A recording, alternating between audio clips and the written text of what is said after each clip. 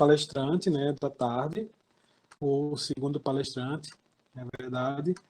Então, está o Dr. Cleandro, né, Pazinato Dias, né, ele vai tratar o tema a suinocultura e a Covid-19.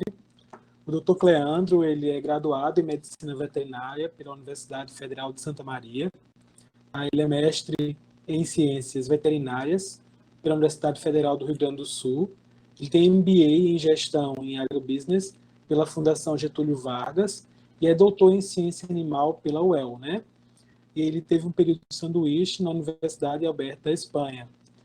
Então, ele possui experiência na área de suínos, atuando em empresas de consultoria de genética e nutrição e na implantação de gerenciamento de projetos suinícolas, independentes e integrados.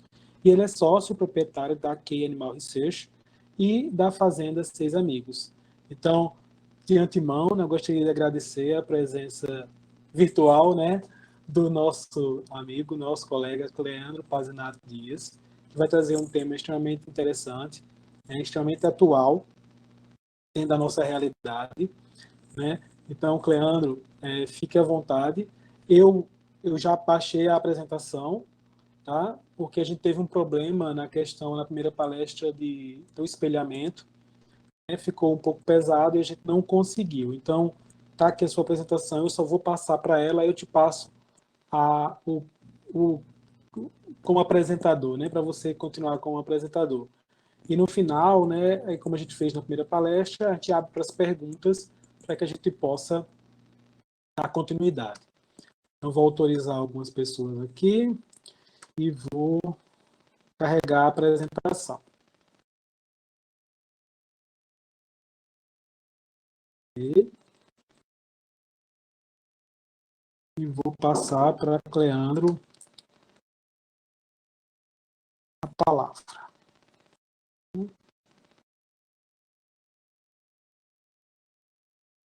Pronto, Cleandro, você já é o apresentador. Eu vou desligar o meu microfone e vou tirar a minha webcam, porque melhora um pouco a questão do sinal da internet.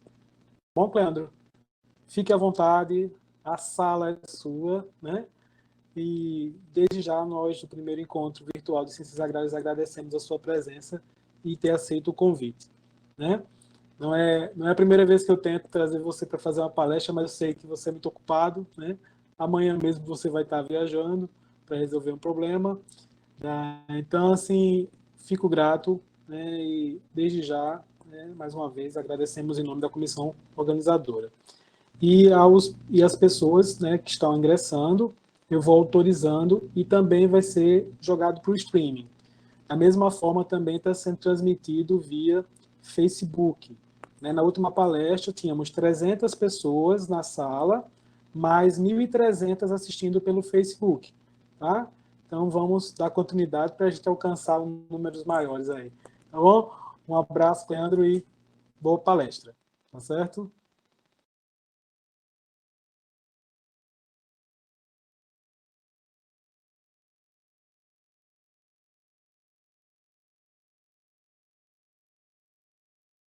Leandro, tá mudo o microfone.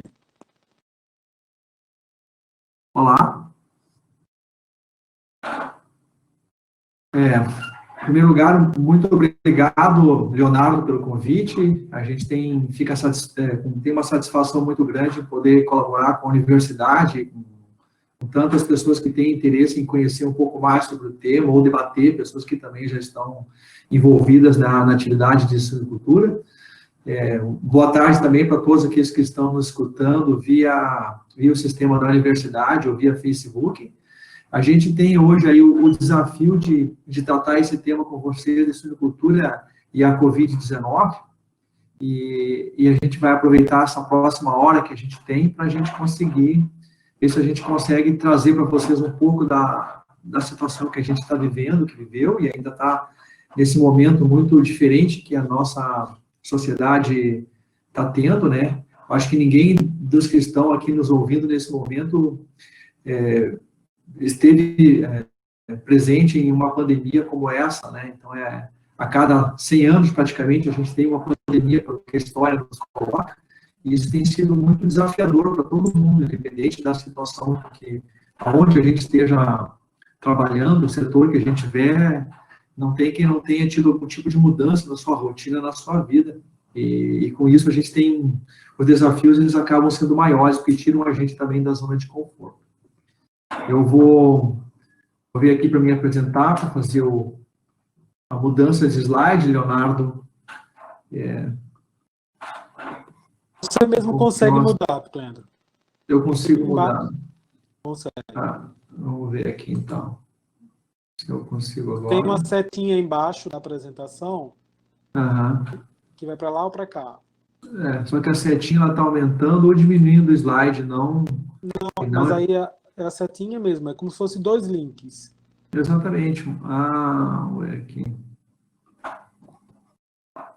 Aqui, agora eu entendi. Agora eu achei aqui. Então vamos lá, pessoal, suinocultura e o Covid-19, né?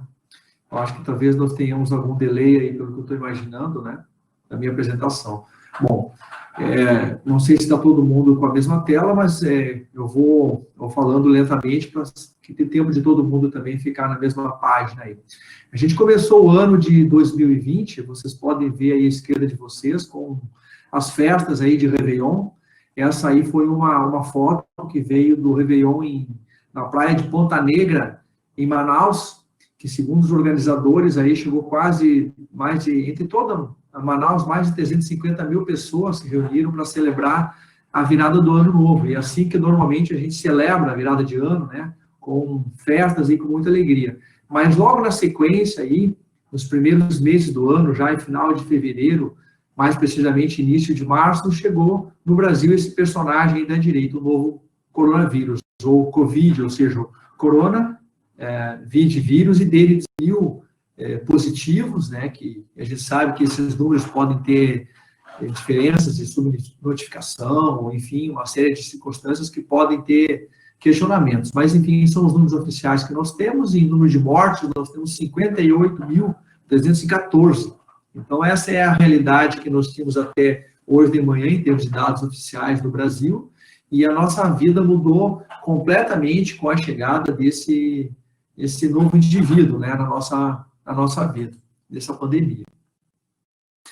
Nós temos aqui nesse slide, vocês vejam que tem 3 documentos, e eu coloquei aqui como sendo o início formal da pandemia. Por que formal? Porque foi quando se decretou efetivamente que a pandemia tinha chegado no Brasil. Bem na esquerda de vocês, tem um documento aí que é do Senado brasileiro, decretando aí o estado de calamidade pública, pedido da presidente da República.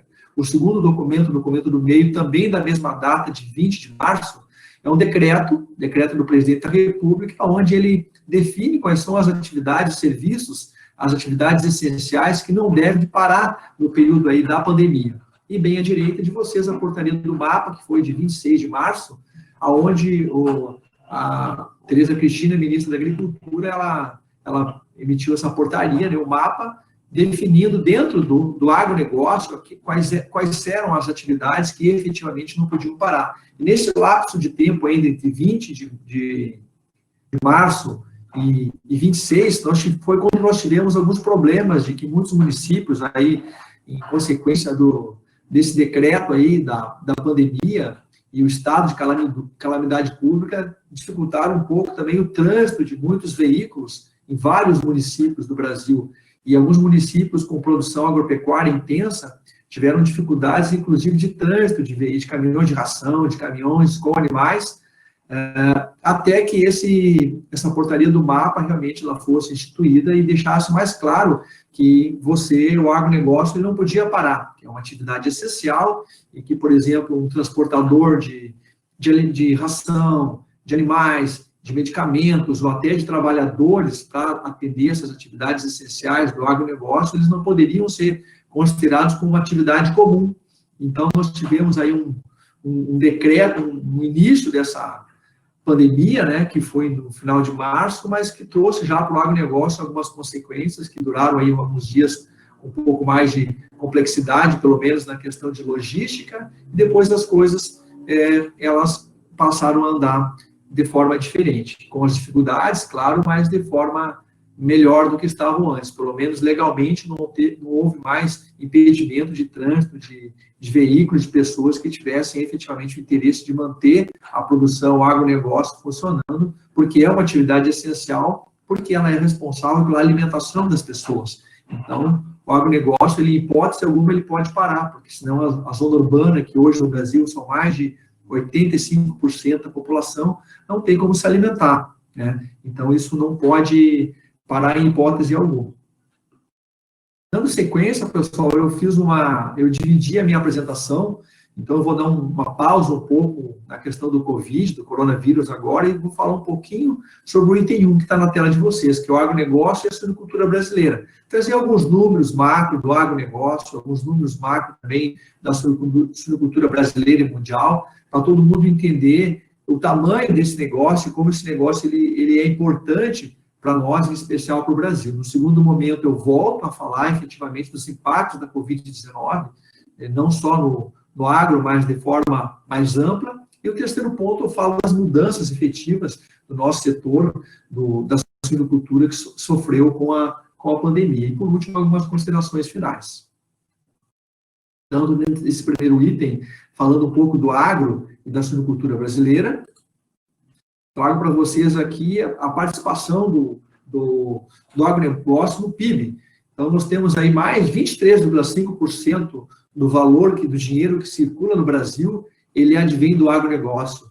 O que, para nós aí que estamos no evento das agrárias, a gente tem que se orgulhar muito desse número, ou seja, mais que a quinta parte de todo o dinheiro circulante, de toda aquela riqueza gerada, vem do campo e, claro, de atividades mesmo que possam ser na zona urbana, mas relacionadas com o agronegócio. Indústria também, do agronegócio, as agroindústrias, o que nos coloca, assim, no papel de extrema importância e de relevância para a sociedade brasileira. Esse slide aqui é um slide que veio do documento da própria Embrapa, né? E eu gostaria de frisar essas palavras aqui. Agro produz e preserva. Vocês vejam nesse gráfico que está aqui com vocês, que é um gráfico na forma de pizza, que hoje mais de 16% da área da superfície de terra do Brasil é coberta por vegetação nativa. E dentro desses 66%, ou melhor, 25% das áreas de preservação brasileira está dentro de propriedades rurais, ou seja, são vegetação preservada nos imóveis rurais, que é mais ou menos aquilo que vocês estão vendo à direita de vocês, com essa foto de uma propriedade rural no Brasil, onde você tem, no fundo, a zona urbana, a cidade, uma pequena cidade, e você vê o campo, né? E você vê áreas completamente preservadas. Hoje, o Brasil ele tem um código ambiental extremamente severo, digamos assim, que ele é muito mais exigente do que muitos outros países têm. E se nós pegarmos a área de preservação de vegetação nativa que tem o Brasil, esse 66% do território brasileiro, equivale mais do que a área total dos países como Alemanha, França, Espanha e Itália juntos, somando a área desses 4 países. Então, o Brasil, embora a gente saiba que tenha muitas oportunidades ainda de preservação, e isso a gente não pode se enganar, e muitas propriedades também que fogem dessa regra de preservação, infelizmente, mas são poucas, principalmente aquelas que são produtivas, que são inseridas de forma consciente, né, dentro do agronegócio. Nós temos que também nos orgulhar dessa situação e, obviamente, uma responsabilidade de manter e, quem sabe, ampliar essas áreas de preservação e conseguindo produzir com sustentabilidade. Esse é o objetivo que a gente tem como produtor, como técnico, como, enfim, pessoas que atuam no agronegócio. E a gente tem que se orgulhar também dessa condição brasileira. Esse slide mostra a importância da suinocultura. Vocês vejam aqui na parte mais verde, onde está passando o cursor, que a suinocultura brasileira, no ano de 2019, produziu mais de 4 milhões de toneladas, mais de 4 mil toneladas, né, de carne suína, e equivalente a 3,8% da produção mundial de carne suína e a 8% do volume de carne suína que foi exportado, ou seja, que circulou entre os países, eles veio do Brasil. Então, nós somos o quarto maior produtor e o quarto maior exportador. Nós temos uma importância interessante no ranking mundial nesses dois aspectos. O ano passado, a suinocultura brasileira exportou mais de 650 mil toneladas, o que equivale a 16% do volume produzido no Brasil de carne suína. O PIB da cadeia de produção foi de 22 bilhões de dólares e mais de 1 milhão de empregos diretos e indiretos estão na suinocultura. Então, esse quadro, ele tem aí 6 informações, é um bloco com 6 informações macro sobre a suinocultura brasileira, que também dão o grau de magnitude, de importância que ela tem, não só para o Brasil, mas como também como geração de divisas e de geração de empregos, entendendo que nós temos mais de 1 milhão de pessoas que vivem direto ou indiretamente de recursos que vêm da suinocultura.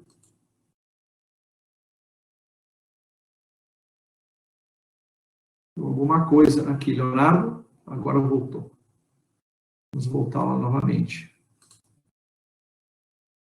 Bom, com relação à suinocultura brasileira, esse é um mapa que demonstra a quantidade de matrizes que nós temos no Brasil. Nós temos 1.930.000 matrizes, sendo que 60% estão no sul do Brasil. Depois nós temos aí o Sudeste com 20% e o Centro-Oeste com 18% desse volume. O Nordeste com 2%. Então, tem uma concentração muito grande entre Sul, Sudeste e Centro-Oeste do volume de carne suína, de matrizes de carne suína produzida, que vocês também podem ver por essa tabela que está à direita de vocês, mostrando aí os estados que têm o maior volume de participação em termos de produção de carne. Vem aí Santa Catarina, Paraná e Rio Grande do Sul, depois Minas, Mato Grosso, São Paulo, Mato Grosso do Sul, Goiás, e assim vai. Com relação ao estado aí da Paraíba, eu procurei um pouco de informação, o Leonardo me ajudou, e a gente montou esse slide que está aqui, que a gente retirou desse documento aí, do Plano Brasil Livre de Peste Suína Clássica, onde traz aí que a Paraíba teve aí, segundo dados aí do IBGE e do próprio fontes do mapa, SVE e IBGE em 2018, um volume total de população suína de 669 mil suínos.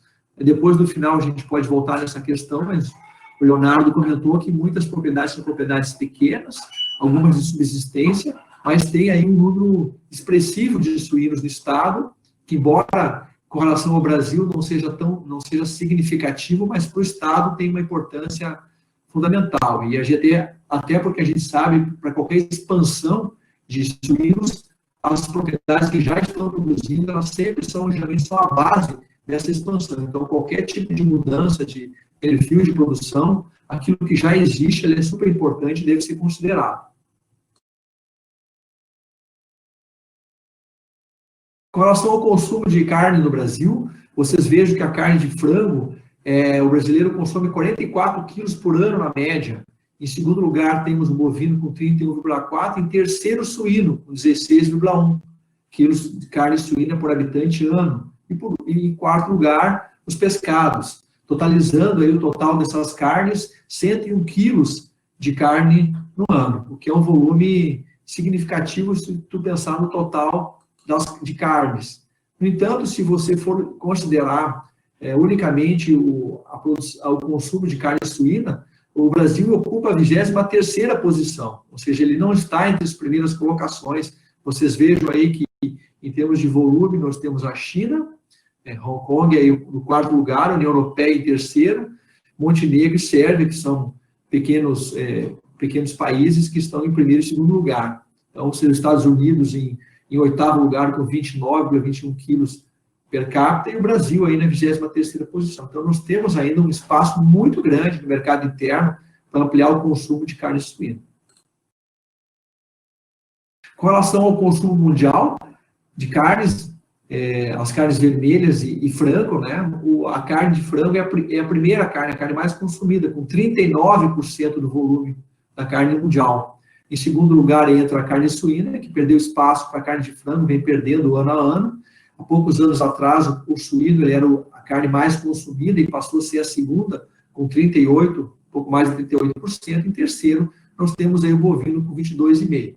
E aí os outros tipos de carne não estão nesse esse gráfico aqui, mas demonstrando que, em primeiro lugar, frango, suíno, praticamente muito próximo do volume, e terceiro, carne bovina. Isso é importante, pessoal, a gente entender, porque para a gente saber onde que nós estamos, primeiro, em termos de Brasil, e também com relação ao mundo, né? Com relação à produção de carne suína no mundo, no ano passado, o país que mais produz é a China, com 41%. Em segundo, nós temos os países da União Europeia, aqui 28 países, ou seja, incluindo o Reino Unido, ainda está nessa estatística, com 23,4%. Terceiro, Estados Unidos, com 12,3%. E quarto, o Brasil, com 3,9% do volume total de carne suína. Aí depois nós temos a Rússia e os outros países juntos. Então, como eu tinha falado anteriormente, o Brasil é o quarto maior produtor de volume, e agora tem uma diferença de os Estados Unidos, que é o terceiro, produz aí 3 vezes mais que o Brasil, né? Então, a gente está muito longe também do terceiro colocado.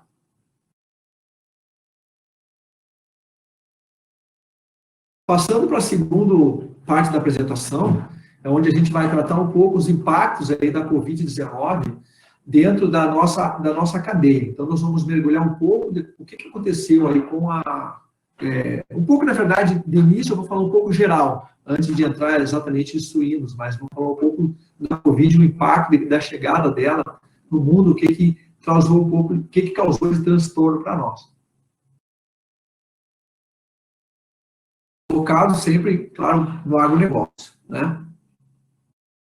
Isso é uma das campanhas aí, ou melhor, das hashtags que mais pegou no Brasil, foi essa aí, o agro não para. Então, vocês vejam aí que tanto o pessoal da área de produção, quanto a área de transporte, ou mesmo a área de abate, como são atividades essenciais, como eu falei bem no início, garantidas, inclusive, na forma de decreto e portarias, né? O setor, ele não parou, né? Porque tem animais, tem vidas, produção de alimentos, não só a geração de empregos e renda. Então, mesmo as pessoas tendo aí a zona urbana ficando confinada e concentrada, muitas dentro de casa, o agronegócio ele não parou. Aí somos o exemplo da suinocultura também seguiu essa mesma toada, né? Então, enquanto a primeira hashtag era o agro não para, né, nós tivemos uma segunda hashtag, que é a hashtag Fica em Casa. Essa aqui são as fotos lá das equipes da Fazenda Seis Amigos do Mato Grosso, parte das equipes, né, em que, num desafio entre eles, e foi feito esse apelo, né, para as pessoas de que nós estamos produzindo alimentos para você. Fique em casa, por nós, entendeu? Então, esse era o grande pedido que se fez, que as pessoas que pudessem cidadãos da zona de risco ou pessoas que não tivessem a necessidade, pudessem ficar em casa, que não tivessem a necessidade de trabalhar, ficassem, enquanto que aqueles que não tinham como não ficar, que são as pessoas do agronegócio, que tinham que cuidar de produção, de alimentação, ficavam trabalhando no lugar deles. Então, isso foi um apelo que se fez. Isso aqui são fotos do final do mês de março, e refletiam os piores momentos que a gente teve, que foi aquele momento que todo mundo que pôde entrou para dentro das suas casas, enquanto que as pessoas que trabalham com produção tiveram que efetivamente continuar trabalhando, né? O distanciamento social, aqui o exemplo da suinocultura, então aqui vocês imaginem duas pessoas trabalhando dentro de uma granja, entre eles que um pode passar a doença para o outro se estiver contaminado, se recomenda aí 2 metros de distância, idealmente, então, como mínimo, né? Então, seria o equivalente a 2 suínos aí na fase de crescimento e terminação, ou 6 suínos na fase aí de creche, né? Então, isso também foi algo que foi bem divulgado, para que as pessoas pudessem obedecer na medida do possível, né? Porque dentro do trabalho, esse tipo de premissa, né?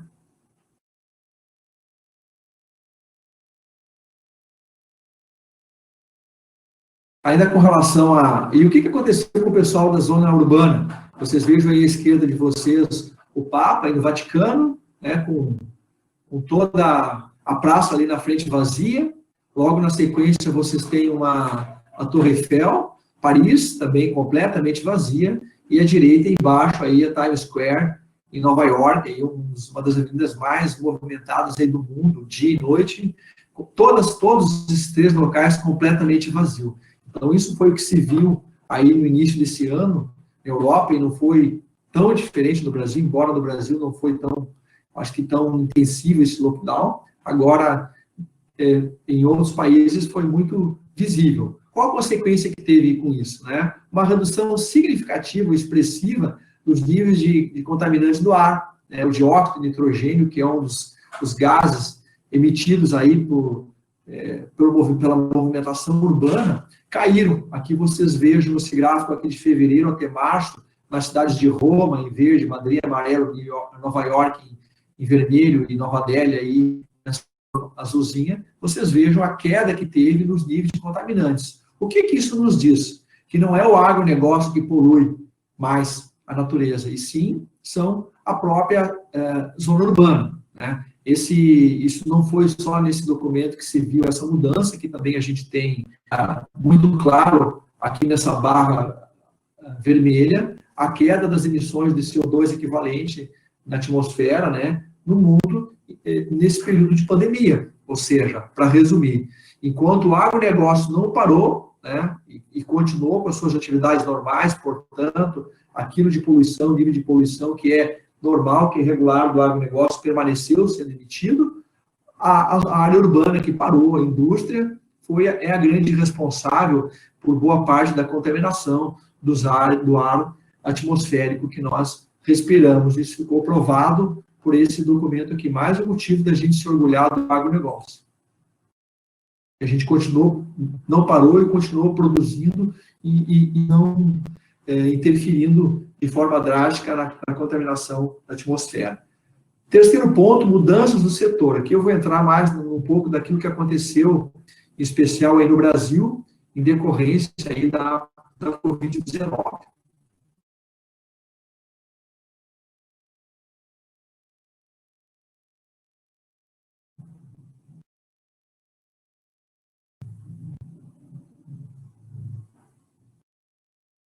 Essa instrução técnica da Embrapa foi do final de março, e foi um primeiro documento emitido aí pela Embrapa Suínos e Aves para trazer esclarecimento para toda a comunidade que trabalha aí com os suínos, demonstrando aí, por exemplo, aqui em cima, que é uma pergunta que era feita: se o suinocultor pode se infectar com o Covid-19 pelo contato com os animais? E como está expresso aqui, pela essa linha vermelha, nenhuma infecção por coronavírus de suínos foi relatada em humanos. Ou seja, a Covid não é uma zoonose, não é uma doença que é transmitida do ser humano para os animais e vice-versa. Então, não tem nenhum risco, nenhum problema da gente trabalhar com os animais. O risco é os seres humanos se contaminar entre eles e um passar a Covid para o outro. Agora, o suíno não passa por ser humano e nem o ser humano passa por suíno. Isso foi uma dúvida que muitas pessoas tinham e que foi importante ser esclarecida pela própria Embrapa. Na sequência, a BCS, ela compilou diretrizes voltadas para os suinocultores, para evitar esse contágio e prevenir a propagação. Esse foi um documento que foi uma compilação e que também trouxe uma série de informações que foi aplicada para várias granjas do Brasil, com o objetivo de fazer como lidar com essa doença. Então, aqui esses slides aqui, como eles não estão animados, eles foram colocados todos no mesmo momento, mas nesse material que está à disposição de todo mundo, tem aí, primeiro, como que a doença se transmite, como que se propaga, quais são os principais meios que a gente tem para mitigar, para evitar a disseminação das doenças, quais são as orientações que a gente tem que ter, desde a etiqueta respiratória, o uso de materiais específicos para cada trabalhador, que não tenha compartilhamento de materiais. Mais uma vez, esse material também da BCS, ele frisou que não existe esse risco de contaminação da Covid entre animais e seres humanos, orientou para que as visitas nas granjas fossem completamente interrompidas, exceto daqueles profissionais que são responsáveis, por exemplo, por manutenção de sistema elétrico, de equipamentos, atividades que são essenciais, que não podem parar, orientando com relação também a deslocamento da sua casa até a granja, ou seja, para o transporte público, ou quando o transporte é fornecido pelo empregador, com os principais cuidados que devem ser tomados. São material super prático, muito didático, e que foi publicado aí logo quando a pandemia ainda estava numa fase bem crítica, trazendo orientações e esclarecimentos para todo o setor de suínos. Aqui uma foto lá da nossa fazenda no Mato Grosso, onde a gente tem aí os funcionários, né, entrando no ônibus, saindo de uma das UPLs. Nós tivemos que dobrar o número de veículos para poder levar os funcionários. Logo na sequência, na próxima foto, vai ficar claro por quê, porque a gente passou a trabalhar com metade da lotação, praticamente, dos funcionários dentro dos ônibus. É importante ver aqui nessas setas brancas o distanciamento entre as pessoas, o uso de máscara, né? E dentro da entrada de cada veículo, o álcool gel como obrigatório para todas as pessoas quando entram dentro do veículo, né?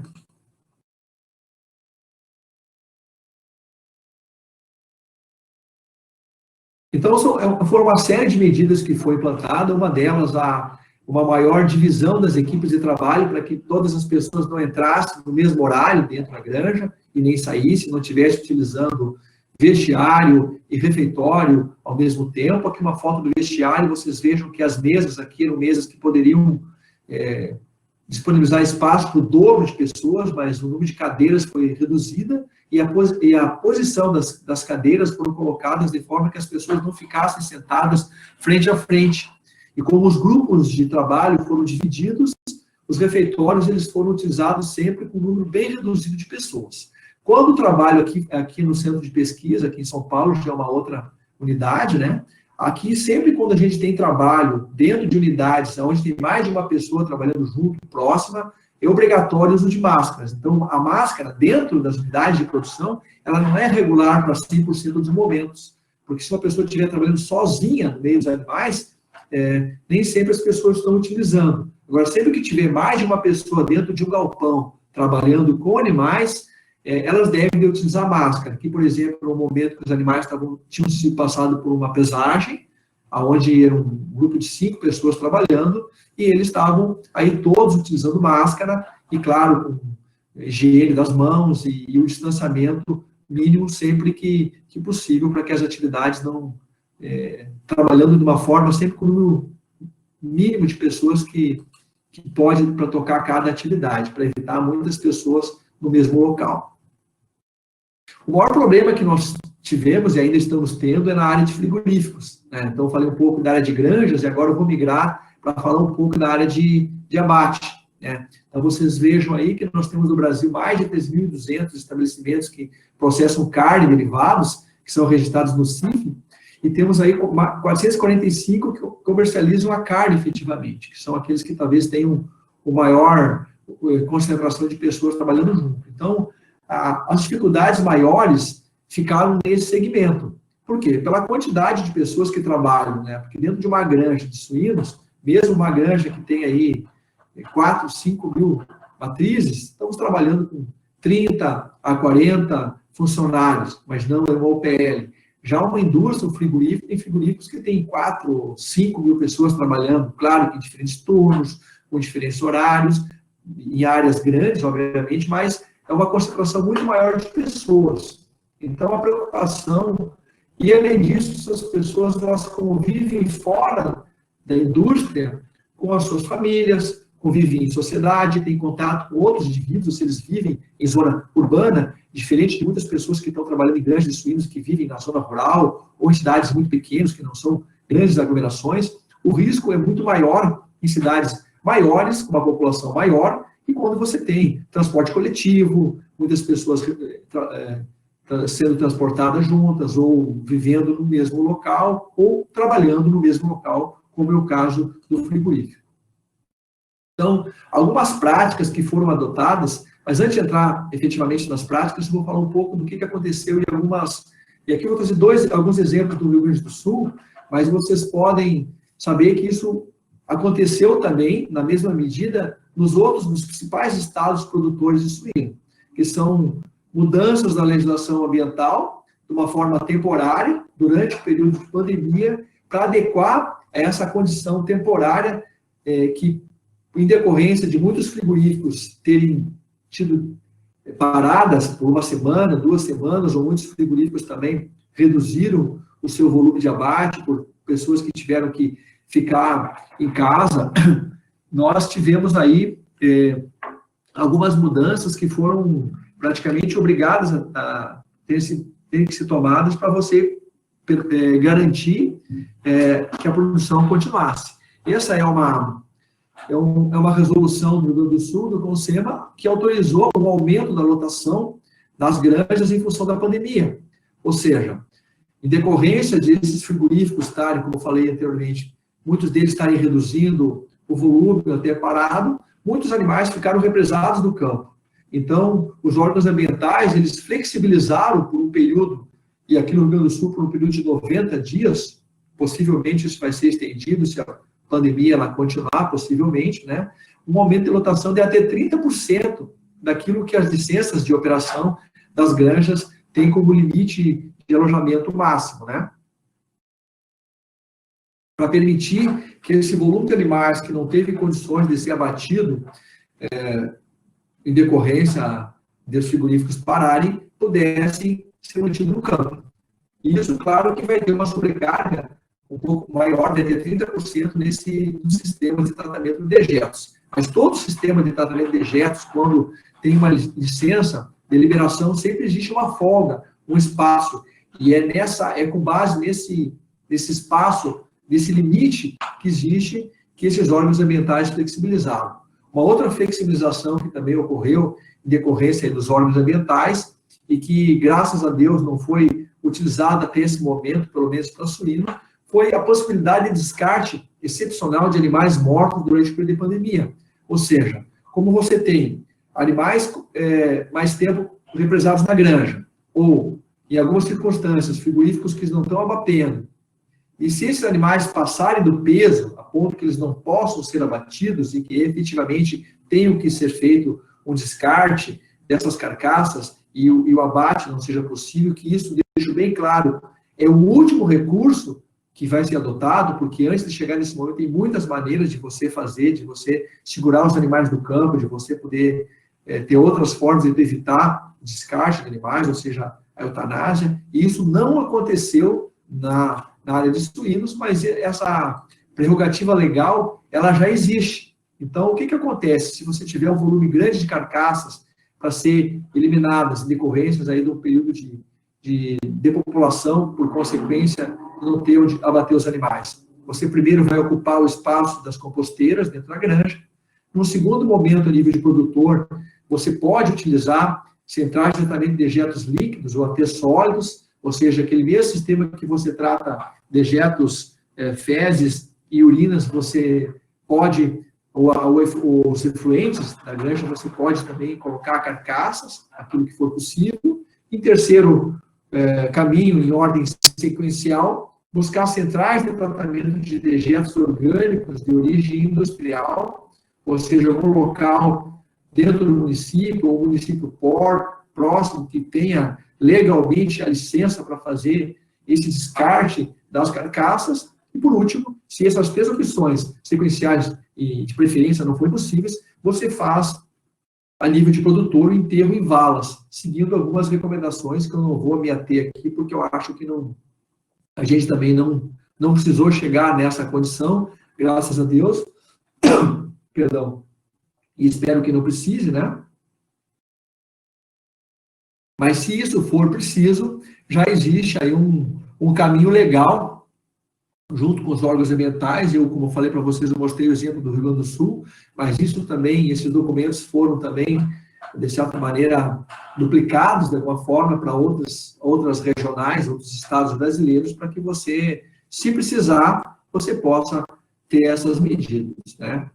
Uma terceira documento que é importante a gente destacar, que também ocorreu em decorrência dessa pandemia, que foi no dia 8/5, foi recomendações para um eventual despovoamento. Então, diante daquela condição em que você usou todos os recursos que você tinha, mas que mesmo assim você não teve como abater os animais e que você precisa descartar, que você tem que fazer um despovoamento, você faça isso seguindo preceitos aí de bem-estar animal, para que tenha os animais sejam abatidos, ou melhor, sacrificados, seguindo todas as orientações da OIE e também as orientações que o Brasil tem nesse sentido, para que isso não tenha nenhum risco também para o bem-estar dos animais. Então, isso aqui também não foi utilizado na área de suínos, mas são recomendações que já estão. Esse documento aqui ele não teve uma circulação muito grande, né?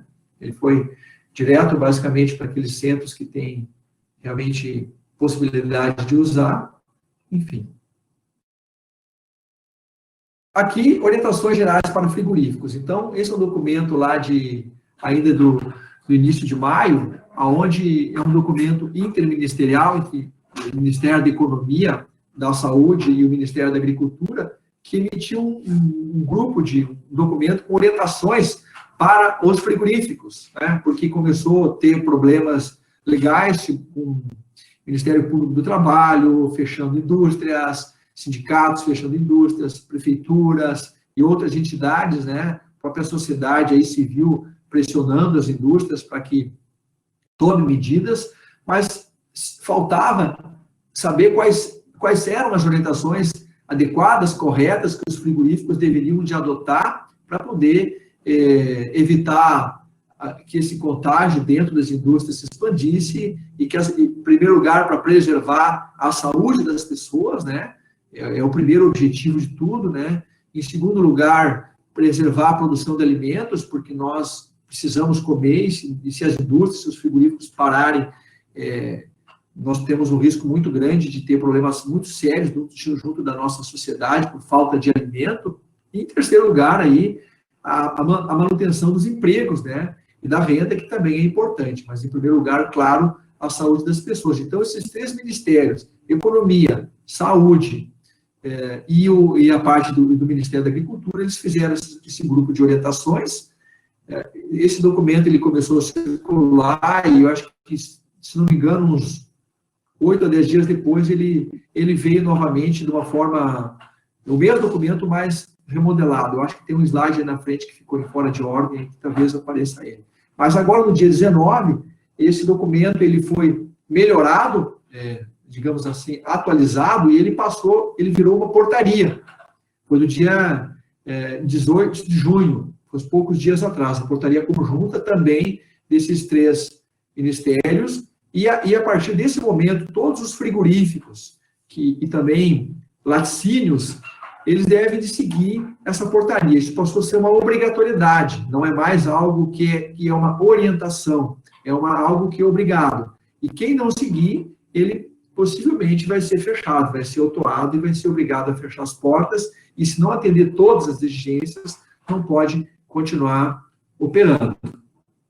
Então, teve uma série de dúvidas que foram tiradas em decorrência com esse documento. Uma delas, eu friso aqui com vocês, é a não obrigatoriedade da exigência de testagem para 100% dos funcionários, porque não existe ainda, segundo aí a área da saúde, aí, que uma forma de você testar qual o teste melhor usar, se vale a pena testar todo mundo, que o melhor seria fazer os testes de uma forma seletiva para aquelas pessoas com sintoma, ou alguns testes para aqueles que não têm sintomas, para ver se já tiveram contato. Então, não aquela testagem horizontal que estava sendo obrigada a ser feita, às vezes, de uma maneira com pressa e que nem sempre dava as respostas mais objetivas. Então, isso deve ser feito de uma maneira orientada pelo que se tem de mais, pelo estado da arte, orientado pelo Ministério da Saúde, mas aquela obrigatoriedade de testar 100%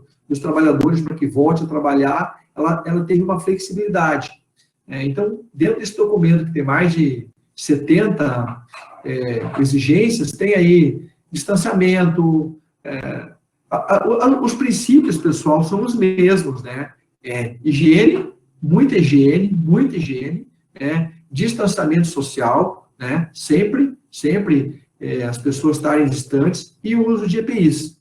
E depois, claro, cuidado aí com a saúde das pessoas, tirando da circulação, cuidando em casa das pessoas, dando orientação em hospitais, enfim, a orientação médica que precisa pela própria empresa, para que todas as pessoas que tenham sintomas ou que tenham um problema. Então, basicamente, esses seriam os 4 principais linhas, e que isso serve não só para as granjas, como também para a indústria ou para qualquer área de atividade. Então, eu não vou entrar no documento item a item, né, mas só para deixar claro para vocês. Aqui um pouco, umas fotos aí do que aconteceu dentro das indústrias, vocês vejam aqui que até as pessoas para entrar hoje, elas não estão usando mais o cartão por aproximação.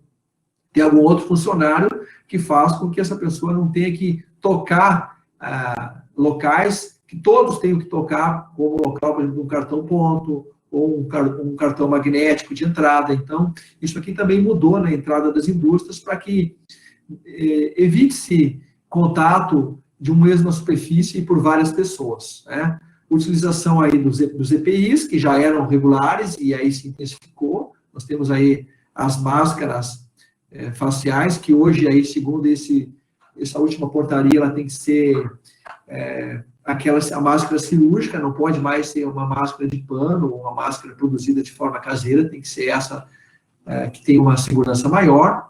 Essa proteção facial, que ela protege não só os olhos, como a boca das pessoas e o nariz, então é uma proteção auxiliar. E quando essa distância aqui, ela for em torno de 1 metro, ou em torno disso, é obrigado a colocar um anteparo no meio, algo de acrílico ou de plástico, que evite aí o contato entre as duas pessoas. Nunca vão ficar 2 funcionários trabalhando frente a frente, sim, ombro a ombro, ou de forma transversal, é uma das medidas que está dentro desse documento.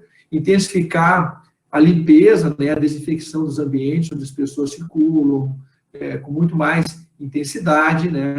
Nada de compartilhamento de equipamentos entre funcionários. Então, tem uma série de medidas que estão colocadas lá, tudo isso para ter uma maior segurança.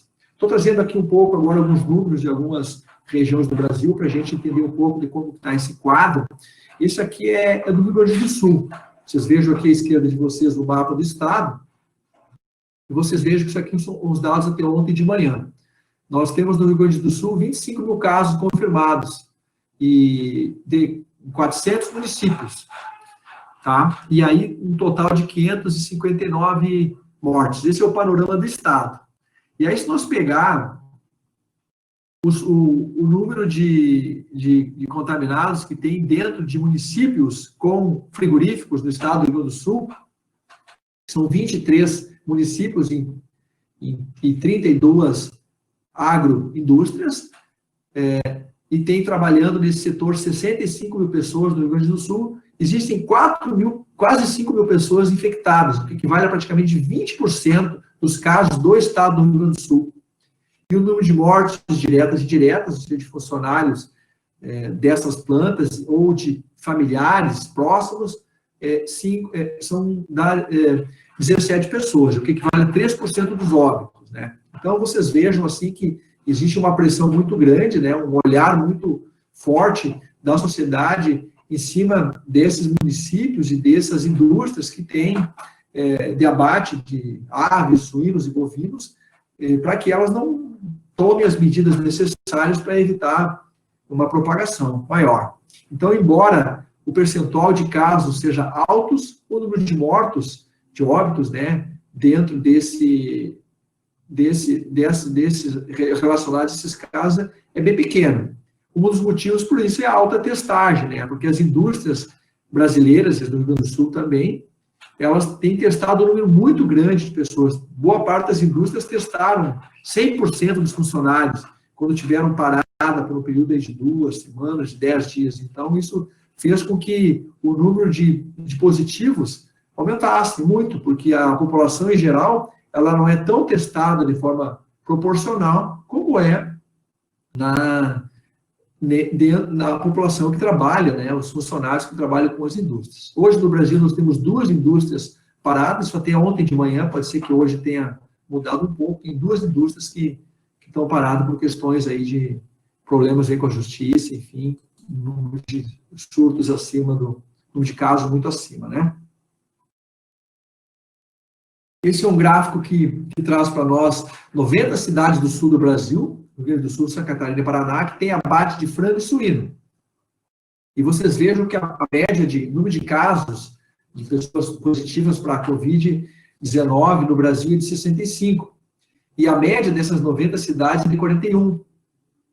Ou seja, é inferior à média brasileira.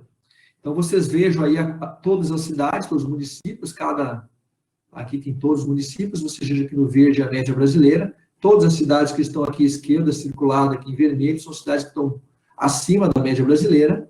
E aqui, as que estão abaixo. Aqui a média geral de Santa Catarina, e vocês vejam que tem a média do Rio Grande do Sul, aqui em vermelho, com 23 casos por cada 10 mil habitantes, e aqui o Paraná, que está com 19. Santa Catarina, que tem mais, com 34. Aqui é só um retrato do sul do Brasil, mas você vê que tem aí um grupo de 25 cidades, e aí algumas bem acentuadas, que realmente tem um número de casos muito mesmo acima da média brasileira e da média de qualquer um dos 3 estados do sul. Mas se você pegar a média das 90 cidades que abatem suíno e frango, tem muitas delas que têm um percentual muito pequeno. Então, isso aqui também tem uma variabilidade muito grande de município para município. Então, tu não pode cravar que toda cidade que tem abate, que tem indústria, ela tem um alto número de infectados e que ela seja o centro das atenções. Mas em muitas delas, realmente, elas representam, elas têm um papel importante nesse sentido. Mais recentemente, foi questão da semana passada para cá, a China passou a exigir que todos os vendedores de qualquer produto que fosse para a China, não é só do Brasil, nem não é só da carne, eles garantissem que não tinha contaminação em qualquer carne, em qualquer produto que era encaminhado para a China. Né? Então, a gente sabe que não existe ainda assim uma baixíssimo risco, né, de que tenha uma transmissão de coronavírus através do alimento, mas mesmo assim essa é uma exigência que a China fez. Então, aí as principais agroindústrias brasileiras, elas firmaram um documento dizendo que todas as cargas delas são livres de coronavírus. Isso foi um primeiro momento, né? Embora isso tenha acontecido, né? A China, ela suspendeu a compra de carne de 3 frigoríficos brasileiros. Um frigorífico de bovino, e 2 frigoríficos de bovino e 2 de frango, nenhum de suíno, né? E um terceiro, na verdade, em três frigoríficos. Um terceiro frigorífico foi o próprio que suspendeu a exportação. Então, nós temos hoje 4 agroindústrias brasileiras, nesse momento, até hoje de manhã, que não estavam podendo vender carne para a China em decorrência aí do coronavírus. 3 delas aí por decisão da própria China, que não se sabe muito claramente qual foi o critério que ela utilizou para dizer que a indústria X ou a Y ou a Z não poderia exportar, mas isso também está acontecendo no Brasil, essa exigência da China, que é o nosso maior comprador de carne suína, vocês vão ver na sequência, e também de carne bovina, e também leva um pouco o volume de frango. Então, é mais um desafio aí que a pandemia está nos dando aí dentro do nosso setor. Recentemente, foi de ontem, né? Tem aí isso aí não é ligado direto a coronavírus, mas como está na mídia de ontem para cá, eu resolvi colocar, até hoje de manhã eu conversei com o professor Leonardo e mostrei para ele que a gente ia falar um pouco sobre isso aí. Então, saiu ontem aí que tem um novo vírus da gripe com potencial pandêmico, que é encontrado na China. E aí esse artigo, com base num artigo científico, né? Esse artigo científico, a gente teve acesso a ele, é um artigo científico recente, inclusive aí quem é da área acadêmica aí, e que às vezes o orientador não coloca o nome dele nos artigos, olha a quantidade de coautor que tem nesse artigo da China aí, né? É impressionante, eles são grandes em volume, também quando publicam, eles publicam todo mundo junto, né? É impressionante. Mas enfim, aí vai lá. O que se identificou? Que existe, entre os vírus aí da H1N1, né, da influenza, eles circulam entre várias espécies, entre aves, entre suíno, entre o ser humano e entre outras espécies. E esse estudo identificou uma certa similaridade desse vírus que está, um dos vírus da influenza, que circula aí na população de suínos, que foi identificado em alguns suínos, né, no número de suínos, e que tem um potencial para causar um novo surto. Então, pessoal, nada mais do que entre aspas, assim, um alarme falso, porque a gente sabe que tem centenas de vírus como esse que estão aí circulando, não só em suíno, em outras espécies domésticas ou silvestres, e que ter potencial para causar uma pandemia. Mas como esse artigo ele foi aí, ganhou um destaque de ontem para cá, a gente trouxe ele para esclarecer, né? Mas isso aí nada mais é do que algo muito normal e que existe, e que essa realidade aí do potencial de pandemias, e que a maioria das doenças que aconteceram, das pandemias que aconteceram nos últimos anos, mais de 2/3 delas vieram de animais, isso é uma verdade. Mas isso não significa que esse vírus aí vai se tornar o próximo vírus aí da influenza. Então, a gente tem que tomar um pouco de cuidado para não tomar uma matéria que coloca na mídia como algo que nos cause medo, pavor, porque isso, na verdade, é fruto de estudo, fruto de dedicação de ciência e provavelmente artigos como esse aí, demonstrando vírus com potencial causador de pandemias, existem em outras espécies, em outras condições, em outros países, porque isso é uma coisa normal, e quem estuda aí virologia ou microbiologia sabe que isso é uma realidade, e a gente convive com isso, né? Mas não significa que isso é que a gente tem que ter pânico com isso aí, porque não dá o peso maior do que merece. Com relação aos preços do suíno e das commodities, vocês vejam aí nesse primeiro gráfico da esquerda, né, é um gráfico de 6 meses, do CPEA, do preço da carne suína. Vocês vejam que, como eu falei bem no início, o ano perfeito, que a gente começou lá os preços da carne suína nos diferentes estados brasileiros em alta, né, passou ali fevereiro, início de março, quando entrou para valer a pandemia, nós tínhamos uma queda abrupta aí nos valores do preço do suíno, né? E aí ele começou a se recuperar aí para final de maio, e está tendo uma recuperação lenta aí em junho. Ou seja, os preços eles melhoraram, mas não voltaram aí ao patamar que estava lá em fevereiro e muito menos em janeiro.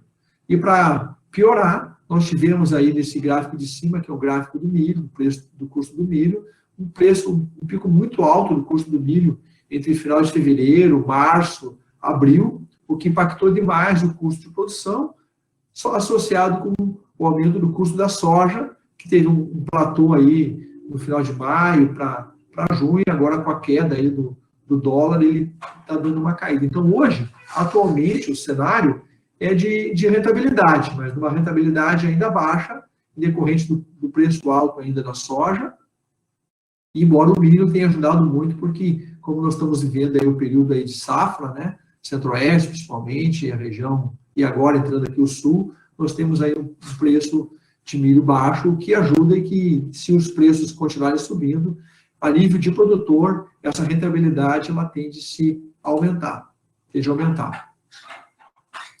Com relação à exportação, nós estamos vivendo um ano muito bom, apesar de toda a pandemia. Vocês vejam aqui a tabela de 2019 e a tabela de 2020, mês a mês, janeiro, fevereiro, março, abril, maio. Vocês vejam que nós superamos os meses de 2019, 2020 superou todos os meses. Ou seja, nós exportamos 35% a mais carne suína do que nós exportamos no ano passado. 55% desse volume foi para a China, ou seja, mais da metade, e o crescimento do volume que a China levou esse ano equivale a 156% ou seja, ele cresceu 156% comparado com o ano passado. Então, nós estamos vivendo um período bom, muito bom, excepcional em termos de exportação. As expectativas aí é que nós atinja esse final do ano em torno de 900 mil toneladas de carne suína vendida, e o ano que seria o melhor ano. E o ano passado foi o melhor ano da série histórica, nós exportamos 650 mil toneladas. Então, a exportação está indo muito bem, graças a Deus, né? Como conclusões aí da apresentação, nós temos, com relação à suinocultura e à Covid, primeiro, eu acho que o setor que a gente está trabalhando, ele tem demonstrado muita resiliência, ou seja, ele tem conseguido trabalhar com todos esses impactos, essas mudanças, né, que estão acontecendo, e ele tem conseguido suportar tudo isso. Claro que isso tem um preço caro para quem os custos de produção inclusive, subiram em consequência aí das medidas sanitárias, redução, botando, muitas vezes você tem que afastar as pessoas em alguns locais de trabalho, que faz com que você tenha que colocar mais transporte, que você tem que, inclusive, contratar mais pessoas para que você possa trabalhar e atender de forma adequada. Muitas pessoas são afastadas com suspeitas e você precisa repor. Tem muitas medidas de ordem sanitária adotadas, mas o setor tem demonstrado uma resiliência muito grande. A exemplo também de outros setores, mas nós estamos aí bem nesse sentido. A área de carne suína, ela foi muito impactada, principalmente na fase mais inicial, né? Mas isso ainda continua indo para a terceira conclusão. A gente não sabe até quando isso vai, aonde que vai parar efetivamente, porque embora aí a gente possa imaginar que o pior já tenha passado ou esteja passando, a gente não sabe o quanto tempo que isso ainda vai durar e quais novas medidas vão ser necessárias, se não vamos ter situações mais difíceis na frente. Então, ninguém que fale muito sobre o futuro tem certeza do que vai acontecer, e a gente tem que tomar cuidado quando for fazer qualquer tipo de previsão. Mas, embora esse item 3, para mim, é uma realidade, o item 4 aqui, dizendo que o agro vai sair mais forte, isso para mim é muito claro, né, porque a gente vê aí até, entendendo essa resiliência toda do nosso setor, essa capacidade de se adequar, que nós estamos saindo mais forte, que o setor que a gente trabalha aí, as agrárias, né, como é o tema aí do nosso encontro, né, nós estamos aprendendo muito com isso. Nós trabalhamos num setor que tem muitos cuidados de higiene e sanitário, biosseguridade, isso tudo se intensificou mais ainda nesse período, e isso vai deixar nós mais fortes, mais preparados ainda para as próximas etapas. E por último, creio que a gente já está vivendo parte desse novo normal, ou seja, muitas coisas que a gente está fazendo hoje e que a gente começou a fazer aí com o início da pandemia, a gente possivelmente não vai deixar de fazer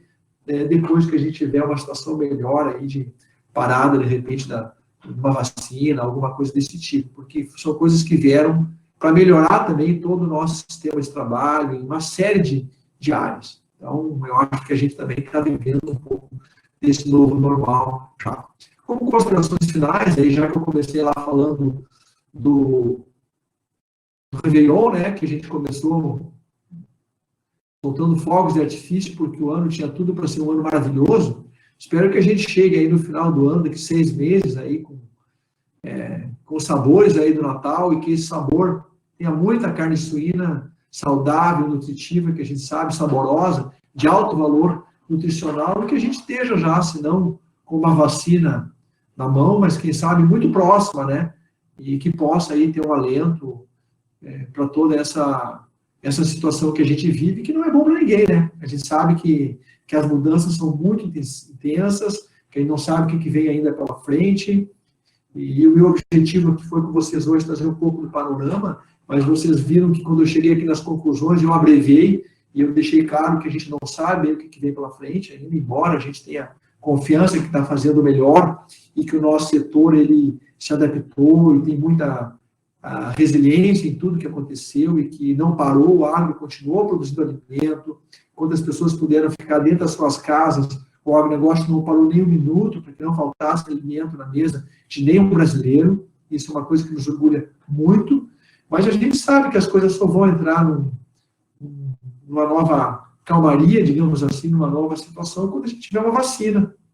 Isso é o que todo mundo, muitas pessoas da área dizem. Então, espero que a gente chegue aí mais no final do ano com essa realidade, vivendo um ano que fique aí na nossa história e que fique para trás com muitos aprendizados, e que a gente possa ter um ano que vem muito melhor do que esse, né? Então, pessoal, para finalizar, eu deixo aí as minhas redes sociais, né? Tanto coloco aí que eu estou praticamente terminando aí de refazer todo o blog. Nos próximos dias vocês vão receber aí informações aí nas redes sociais, vai estar tudo remodelado. Deixo aí quem usa o LinkedIn, que é a rede social aí muito profissionalizada, com muita informação de qualidade. O Instagram, que muita gente segue, aí o Cleandro.dias, quem usa o Instagram pode seguir lá, e o Facebook também. Então, Leonardo, se você quiser aí assumir a a coordenação e nós partir para as perguntas, eu estou à disposição de vocês. Cleandro, parabéns pela palestra, excelente palestra, super atualizada, né? Existem várias, o pessoal do chat, né, do evento, falando da sua antecipação, né, em relação às previsões e também em relação aos assuntos abordados. Então, quando eu convidei, eu não tinha dúvida, né, da excelente palestra que você traria para a gente, e fico feliz, né, pela sua participação, por ter abrilhantado o nosso evento, né? Então, eu vou aqui ver se tem alguma pergunta, depois também eu tenho uma pergunta a fazer. Deixa eu ver, até agora o pessoal está só parabenizando, deixa eu ver se tem alguém aqui mais para perguntar. Perguntas. Bom, chegamos, né, a 480 acessos, ligando a plataforma, né?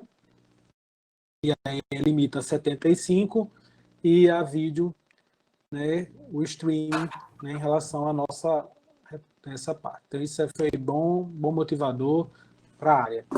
Bom, Cleandro, o pessoal ainda está se mobilizando para fazer as perguntas. Então, assim, dentro da atual conjuntura, né, a gente observou que houve uma melhoria nas exportações da carne suína, né? Mas o mercado interno, como é que ele se comportou em relação ao consumo de carne suína nesse período de pandemia, se você tem alguma informação a respeito? Olha, os números que a gente tem, que são disponibilizados aí pelas associações, pelo próprio governo também, da exportação, eles colocam aí que o volume de carne suína consumida pelo brasileiro ele vai reduzir esse ano. Não sei exatamente o quanto que vai chegar no final do ano, mas como nós estamos exportando mais, o ano passado nós exportamos 750 mil toneladas, e que equivale, o ano passado representou 16%, esse ano as expectativas é que a produção de carne suína ela suba de 3, 4% do volume total produzido no ano passado, mas pelo volume a mais de carne suína que está sendo exportada, aí com expectativa de chegar a 900 mil toneladas, possivelmente o volume de carne suína per capita, aí dos 16 quilos que a gente teve no ano passado, talvez baixe aí 2, 3 quilos, aí eu não sei exatamente em que número a gente vai chegar, né? Então, o brasileiro vai consumir menos carne suína per capita do que consumiu ano passado. Isso é a expectativa que se tem. E os números estão praticamente apontando para isso aí, né? Leonardo? Oi, Leonardo? Desculpe, esqueci de ligar o microfone. Tem uma pergunta da Juliana Bonfim, né? Ela perguntando se com o declínio, né, do rebanho suíno na China, pode ou vai influenciar positivamente a posição do Brasil na questão da exportação. Perfeito, é isso mesmo. A Juliana Bonfim está muito correta, né? Tem uma expectativa aí de que nos próximos 2, 3 anos, pelo menos, se tenham períodos muito favoráveis para a exportação de carne suína no mundo, aí, pela queda aí do rebanho suíno chinês, pela peste suína africana e outros países também. Então, isso é um momento que é favorável, né, para exportar a carne suína. Então, possivelmente, aquilo que o Brasil conseguir aumentar de volume, e as plantas que forem credenciadas, as empresas que tiverem condições de partir para o mercado externo, elas vão conseguir comercializar com facilidade, né? E o Brasil, diga-se de passagem, ele tem mais de 96%, 97% do volume que é exportado na forma de cortes, né? Cortes ou miúdos. Então, o Brasil ele não é mais um exportador não exporta mais carcaças suínas, né? Ele exporta produto com valor agregado. Isso é uma outra informação importante, que é uma mudança de perfil que aconteceu nos últimos 10, 15 anos aí no Brasil. Nós, cada vez, estamos exportando produtos com maior valor agregado.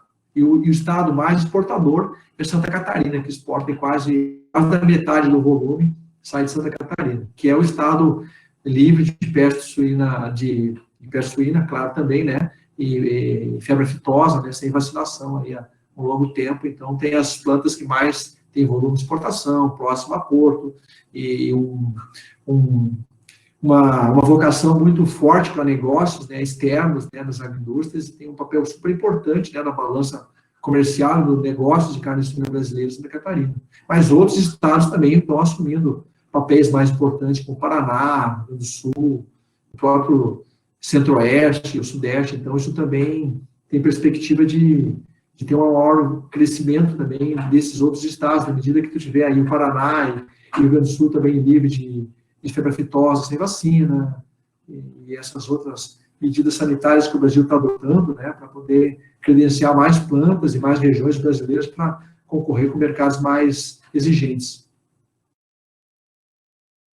Pergunta que foi bem nítido, né, que a suinocultura ela sempre foi acusada, né, de causar, dentro da área de produção animal, um impacto, né, ambiental muito forte, né, devido à questão de produção de dejetos. Sempre foi um mito que foi criado, que, na verdade, a agricultura e a pecuária sempre foi acusada, né, mas a gente observou que nos últimos acontecimentos, inclusive nessa questão de isolamento, distanciamento social, né, houve uma redução de emissão, mas a agroindústria não parou, o agronegócio não parou, né?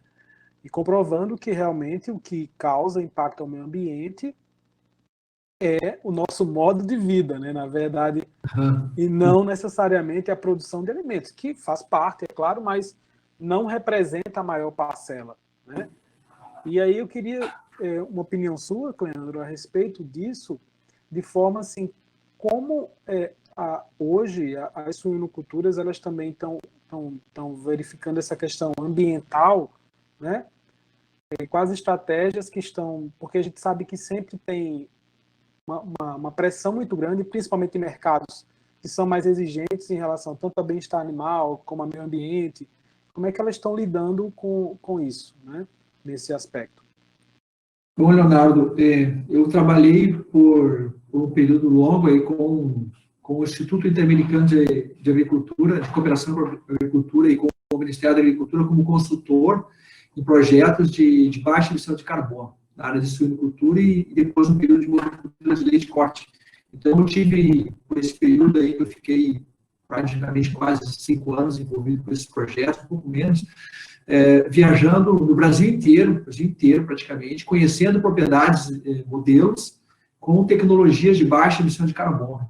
E é impressionante como o agronegócio brasileiro, aqui eu vou falar primeiro da suinocultura, né, em especial, ele consegue ele criou um modelo sustentável, onde hoje você vai de norte a sul do Brasil e você visita propriedades médias, pequenas e grandes, que produzem suínos e que você não tem agressão ao meio ambiente. Você tem todos os efluentes brutos tratados, ou em lagoas, ou em biodigestores, ou em compostagem mecanizada, onde você tem uma transformação dos efluentes brutos líquidos num biofertilizante pó, que é utilizado na área agronômica de alto valor econômico, geração de energia elétrica através de biogás, na forma, inclusive, onde você coloca energia disponibilizada na rede, da forma distribuída, né? Então, assim, nós temos exemplos maravilhosos. Isso não é poucas propriedades, são inúmeras propriedades no Brasil inteiro. Então, assim, isso nos orgulha muito. A suinocultura brasileira, ela é uma das atividades de produção de carne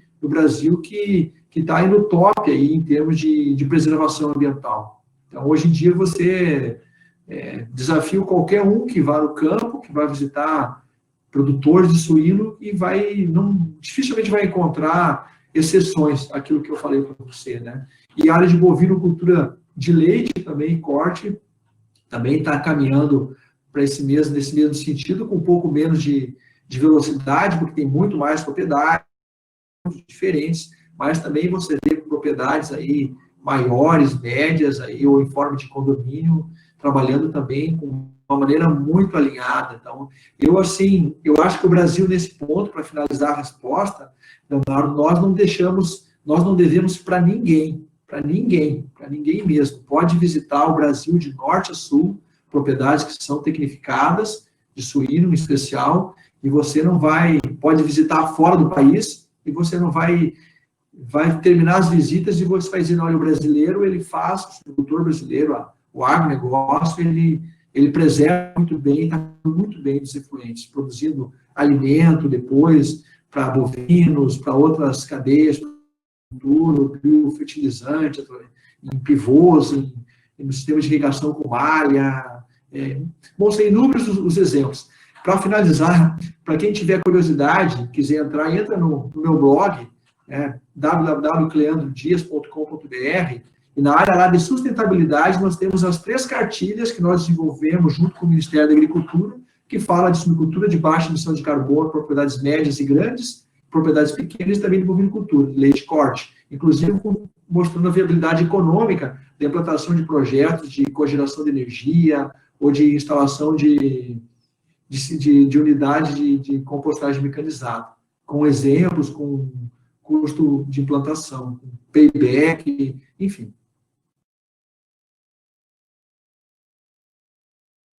Bom, Cleandro, tem mais umas perguntas.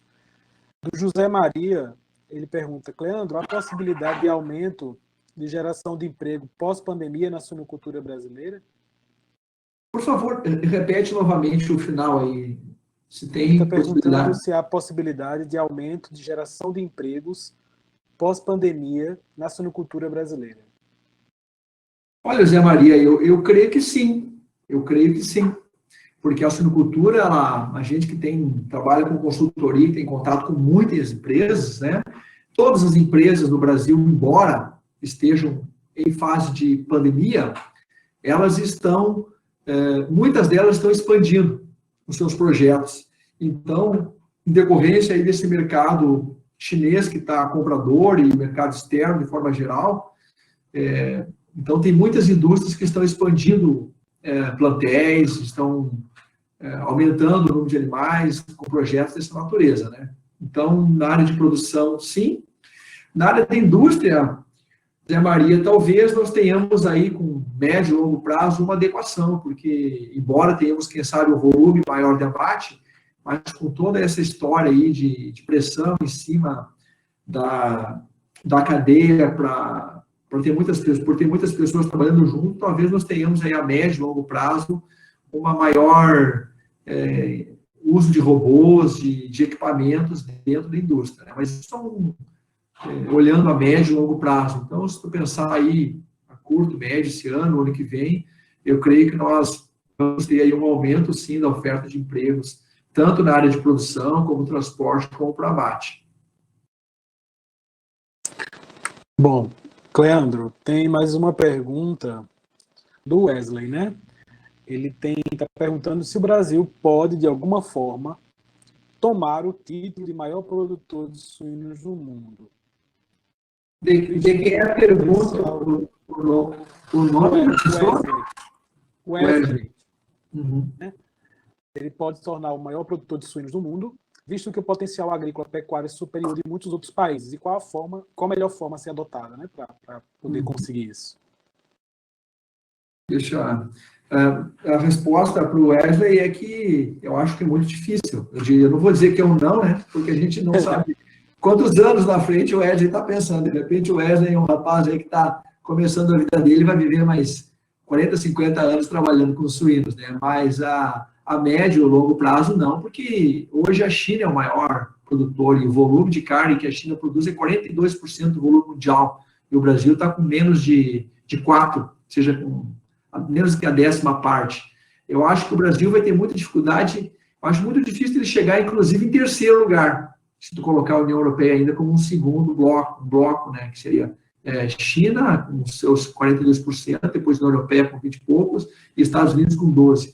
Então, eu acho que o Brasil ele deverá se manter aí na 4ª posição, só que o volume, sem dúvida, nós temos um espaço muito, muito grande para aumentar, para dobrar, triplicar, e, claro, olhando isso a longo prazo.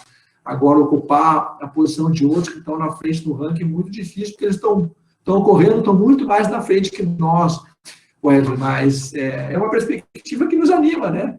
Querer produzir mais, e, obviamente, com sustentabilidade, com respeito a todos os princípios que são importantes, não só da área social, ambiental, de bem-estar animal, enfim, mas o Brasil ele tem um potencial gigantesco. Eu acho que é o país que mais tem condições de crescer com o volume, né? Claro que tem países pequenos que têm potenciais muito grandes, mas são países que talvez nunca cheguem não tem a área que o Brasil tem, não tem a condição de produzir tanto como o Brasil tem.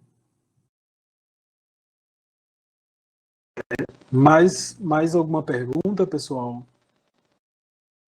Sim, José Pedro, né?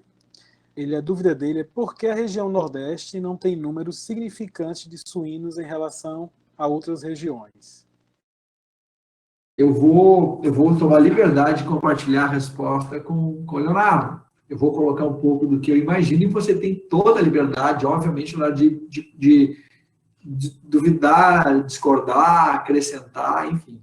Mas eu acho que o principal elemento é a ausência de matéria-prima, né, José Pedro? Matéria-prima para alimentação, ou seja, você ter um volume grande de milho, soja ou outras matérias-primas a preço, a condição de volume próximo dos centros de produção, porque você produzir carne suína ou, enfim, fazer proteína animal e que o vegetal é a base disso aí da alimentação e você transportar isso a longas distâncias, você acaba inviabilizando o custo e isso perde a competitividade, porque às vezes é mais fácil uma empresa do sul, do sudeste, do centro-oeste produzir aqui em larga escala com matéria-prima do lado da fábrica e do lado do centro de produção e colocar isso num, sei lá, num container, colocar numa câmara frigorífica e levar para os grandes centros, né? Talvez fique mais barata com a logística que nós temos no Brasil. É mais fácil fazer a logística de produto acabado, de alimento, do que do alimento para o suíno, que seria a matéria-prima. Eu acho que esse é o principal elemento. O resto, eu não acho que seria. Eu acho que esse é o mais difícil de transpor, é essa barreira. Creio que tem outros de importância, mas eu vejo que é o mais importante. Aí eu queria que o Leonardo me ajudasse um pouco para a gente não deixar o DP com uma resposta tão enxuta. Eu acho que o principal ponto é esse que você tocou, Leandro, é a falta de matéria-prima, né? Já que 70% dos custos de produção realmente é com alimentação, né? E outro aspecto, né, que é bem relevante aqui na região é uma questão também cultural, né?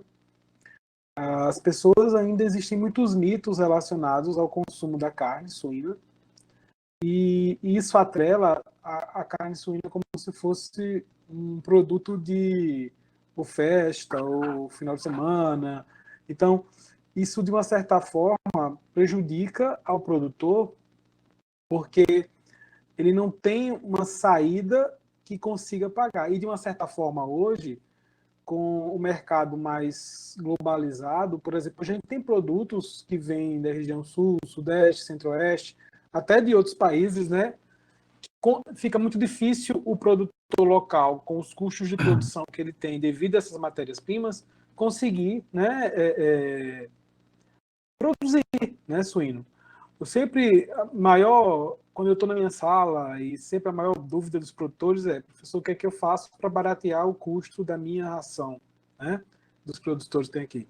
O problema é esse, é o que o Leandro fala, para mim o maior problema é esse também, porque os outros a gente consegue quebrar, né, a gente consegue trabalhar, né, e a gente não produz, teoricamente, pensando só em um mercado, mas se a gente conseguisse, aqui mesmo, tem um grande produtor de frango, que é uma empresa chamada Guaraves, que o dono mesmo ele tem uma resistência muito grande. Ele compra milho de outros países, soja, mas ele tem uma resistência muito grande com os suínos. E até ele não consegue aumentar o leque de produtos da indústria dele, porque ele não tem carne suína, né? Então, isso é um ponto que é um complicador, mas para mim, Leandro, acertou em cheio. A gente não tem milho e soja a preços competitivos. A gente não produz, né, em quantidade. Alguns estados, como por exemplo Piauí, Maranhão, né, a Bahia produz soja, mas mesmo assim falta o milho, né? E aí começa também a ter um problema em relação a isso. Mas o meu ponto de vista é esse também.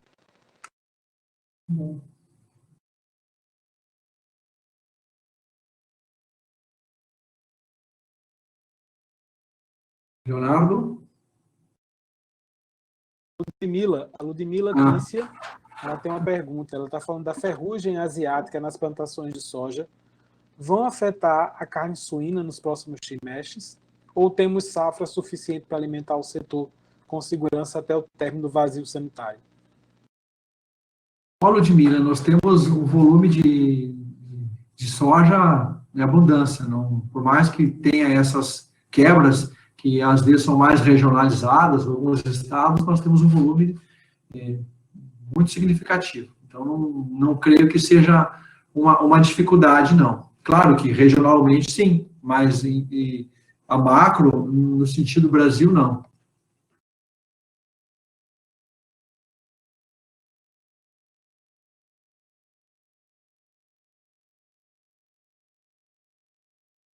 Leonardo, o microfone, Leonardo.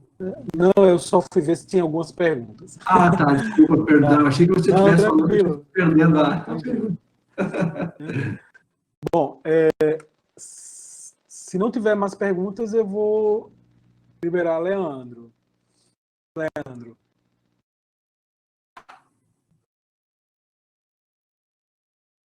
Aqui chegou uma. Não, só tem elogios, Leandro. Que palestra maravilhosa. Parabéns, muito bom. Excelente palestra. Muito conhecimento. Super atualizada. Ótima palestra. Muito boa, maravilhosa, impecável, didática, super atualizada, muito atual. Vamos ver aqui se tem mais alguma coisa no chat. Muito produtiva. Então, Cleandro, de antemão, né, já que não temos mais perguntas, gostaria de agradecer, né, a sua participação.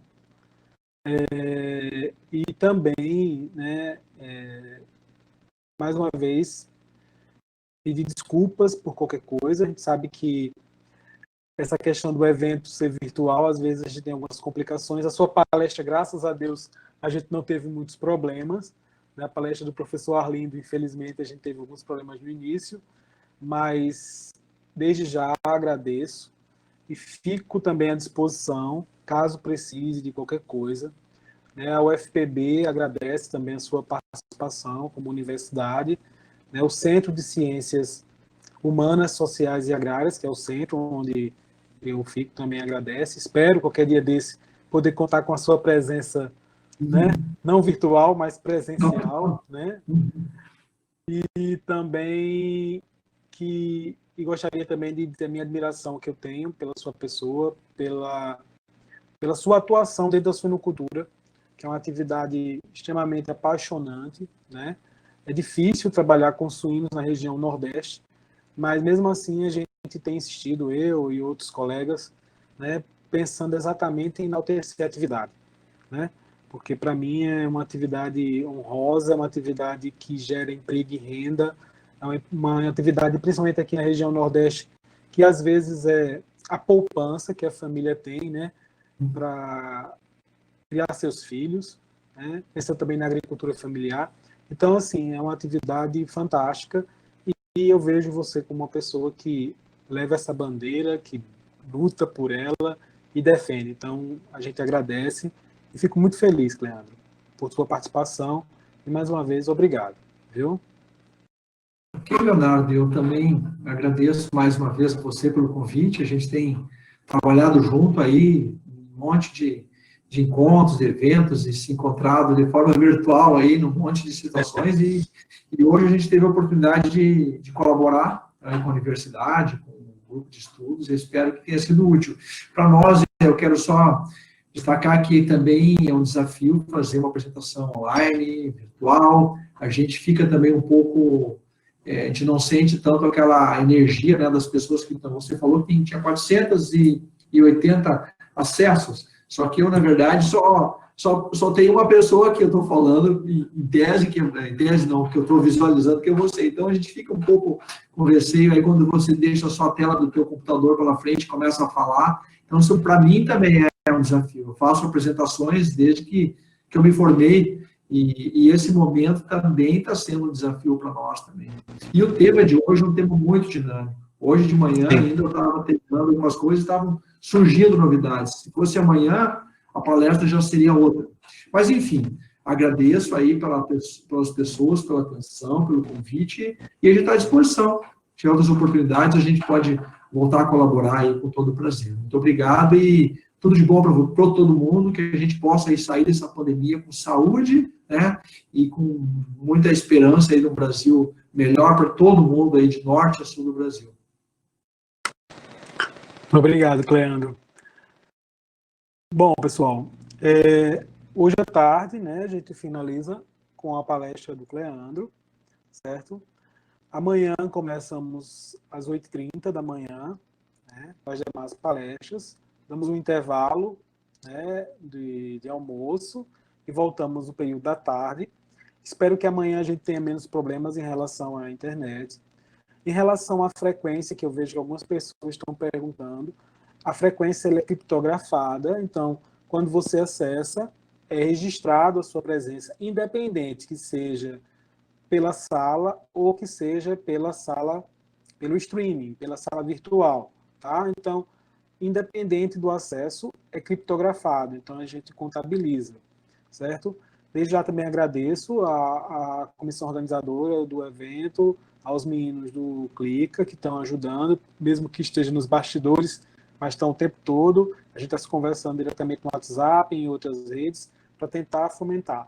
Hoje eu consegui também disponibilizar pelo Facebook, mas é ao vivo, ela não fica gravada, tá? Então amanhã conto com a presença de todos. Espero que tenham aproveitado, que tenham gostado do primeiro dia do nosso evento. Amanhã será o segundo dia, teremos 4 palestras, né? 2 no horário da manhã, 2 no horário da tarde, que também trarão várias informações interessantes, várias informações atualizadas. Vocês observaram que hoje tivemos 2 palestras extremamente interessantes, do professor Arlindo e do Dr. Cleandro. Então, vamos trabalhar, né, para amanhã a gente ter essa mesma energia, esse mesmo gás, para que a gente possa continuar fazendo um evento belíssimo, né, que a gente está tentando fazer para vocês, para que os próximos sejam melhores ainda, tá bom? Então, fiquem com Deus, se cuidem, até amanhã, né? E amanhã teremos outros moderadores, teremos o professor Tiago e teremos o professor Alex, que vão moderar o evento junto com vocês. Então, agradeço, né, a atenção, a participação de todos. Um abraço e fiquem com Deus, tá bom? Até amanhã. Qualquer pergunta, eu vou dar uma olhada aqui se tem alguma pergunta a respeito. Tá, eu vou disponibilizar. Deixa eu ver. Vamos para o coffee break, André. Tá certo? A gravação, ela não vai ser disponibilizada, tá? A gravação, ela vai ficar depois que terminar o evento, ela vai ficar no canal do Clica, né, no YouTube. Certo? Então, eu vou encerrar por aqui e amanhã conversamos. Um abraço e fiquem com Deus.